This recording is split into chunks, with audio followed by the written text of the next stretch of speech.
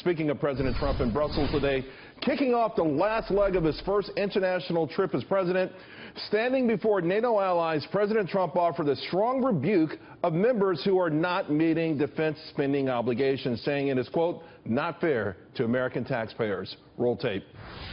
Over the last 8 years, the United States spent more on defense than all other NATO countries combined.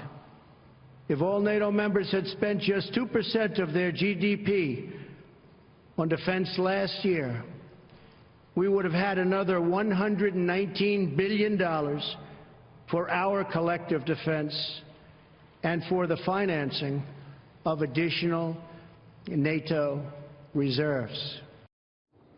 Meeting with European leaders today, however, there was a few awkward moments, let's just put it that way. Joining me now to discuss Joe Walsh. Joe, you know, they say a picture's worth 1,000 words. looking at Angela Merkel, Macron, I mean, the guy looked like he was so confused. And, I mean, this is not the first time they heard this. I guess they're just not accustomed to someone in their face saying, hey, it's time to pony up. Amen, my brother Charles. It's awesome. All you need to know that Trump had a damn good day is look at how miserable those liberal elite European twits are. They were all so damn uncomfortable. Hey, Charles, this was a reminder of why Trump got elected. This day right here, America first. It's time to put the American people first. There was an American president, Charles, saying the same thing on like NATO's front lawn that he would say at any political rally here in America last year. You got to pay your fair share. I'm tired of having America pay for the world's problems. And they were so uncomfortable, Charles. It was wonderful. Do you think, when it's all said and done, because obviously President Trump went there with his agenda, that's to get them to fork over more money and also change the mission statement.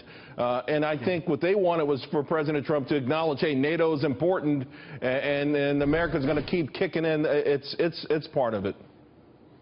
And America will keep kicking in, and NATO is important, and the Trump administration behind the scenes, Charles, is making that clear.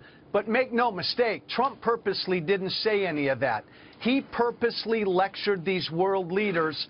And I got to tell you something. They needed a lecture. There needs to be a course correction, and that's what Trump is. And last point, Charles, it's so refreshing that Trump said today what he said on the campaign trail every day. We're going to put America first. And today the world heard that. That's important. He really went there. I mean, he went there raring to go. He minced no words to your point. I even saw a scene where he pulled one of the guys who got in front of him. Like, hey, listen, I'm the leader of the pack here, not Montenegro, okay? Back off, my man.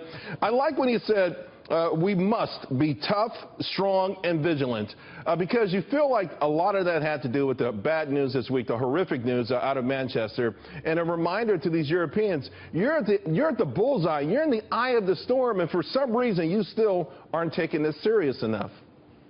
Hey, Charles, that's the damnedest thing. All of these liberal elite European leaders, they look down on Trump. When their countries are on fire right now because of all of this Muslim terror. And they have the nerve to tell Trump he doesn't know what he's talking about. And Angela Merkel, I mean, it says that open borders are what we need. When you think about what's happening in Germany, look, these European leaders, they always think American presidents are stupid. Reagan, Bush, and now Trump. They loved Obama because Obama was European. But no, they needed a lecture today, and they got one from Trump. You know, you left an opening there for me to crack a joke, and I'm glad I didn't. I'm glad I didn't go with my first instincts. Joe, stay right there because I want to get more reaction from our panel. I want to bring in Niall Gardner and Lieutenant Colonel Tony Shaffer. Niall, you know, sadly, Great Britain has made the headlines this week for all the wrong reasons yet again. Right. And there you had Theresa May, who, although she was propelled to office by Brexit, is not really of the same sort of kinship, if you will, of a Donald Trump. And I don't know that there will be a remake of the Ronald Reagan, Margaret Thatcher sort of coalition that brought down the Soviet Union. Charles, I don't think so. I heard her comments the day of the attack, and she said we must carry on. It's almost like they want to, you know, as Joe was just saying, normalize the whole attack of radical Islam as like it's an everyday occurrence.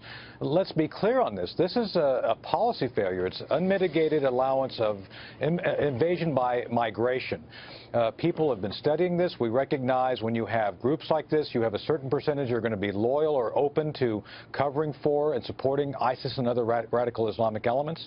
The Europeans have done this to themselves, and so her comments were not, in my judgment, in line with what the British people have called for. And the Brexit, and Charles, you and I spoke earlier today about NATO. Look, NATO has to do its job, and part of that job is adapting to the 21st century, to the 21st century threats. And one of those huge threats, as we see, is radical Islam and terror. We cannot depend upon police organizations to simply hope for the best and jump in there. That's why you need intelligence efforts, the massive amount of intelligence capability that NATO brings, and frankly, direct action using special operations forces when necessary to kill these folks. Niall, what do you make, you know, again, back in the UK, and will this latest attack change things, at least change the thinking? Because we know Brexit, in part, was driven by the immigration situation, particularly and the threat of radical Islam terror. Well, I'm glad you mentioned Brexit, Charles, because Brexit will make Britain safer. It will increase Britain's control of its own borders. And I think that Brexit will be very, very important to the fight against radical Islamic terrorists. And without a doubt, I think that you know, this week's events have been absolutely horrific. They've shocked Great Britain. They've caused a great deal of anger. I think they will result, hopefully, in tougher measures being taken against Islamic extremism in the United Kingdom. After all, there are now several thousand individuals, jihadists basically, being monitored by the British intelligence services.